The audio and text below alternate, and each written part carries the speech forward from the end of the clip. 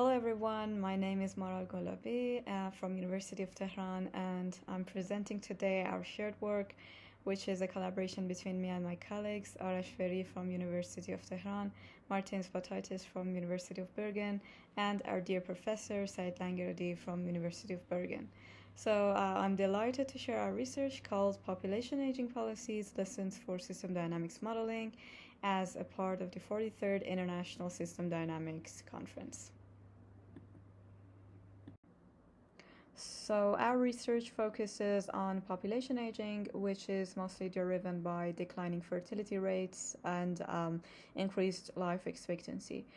So this creates significant challenges for many different areas of the country, such as labor markets, pensions, and the healthcare system, which is particularly notable in developing countries such as Iran, our case study. So while accurate forecasting is very important for policy planning, many of the existing system dynamics models are insufficient in capturing the complex socioeconomic realities that are needed for effective solutions. So our goal is to highlight these limitations and suggest some improvements in that sense. So it's an undeniable fact that system dynamics is one of the best tools to model population aging, but the current models most of the times oversimplify key factors such as fertility rates and healthcare. Our research uses Iran as a case study where the percentage of people aged 60 or older doubled in just 17 years, which is a very short number of years compared to many countries. So we review policy shifts in Iran and evaluate models like the ISDG, Earth for All, and FRIDA model to identify gaps and suggest improvements for more accurate and relevant demographic models. Our findings reveal several crucial aspects of Iran's demographic landscape. So the country experienced a dramatic decline in its fertility rate from 6.5 in 1980s to 2.1 by the 2000s, which was influenced by factors such as increased educational attainment and delayed marriage, and also economic shifts. So despite this low fertility rate, population growth persists due to population momentum, a phenomenon where a young age structure sustains growth even with below replacement fertility rates.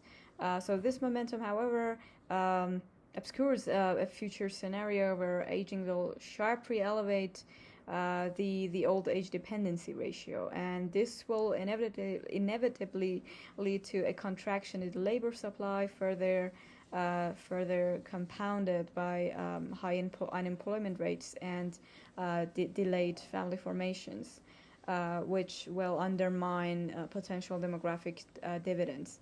And furthermore, Iran has a pay-as-you-go or pay-as-you pension systems, which is very generous with a replacement rate potentially exceeding 100%.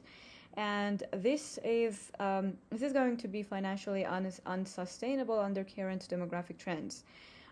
We also note that the existing elderly care infrastructure is very inadequate, and healthcare burdens are rapidly escalating.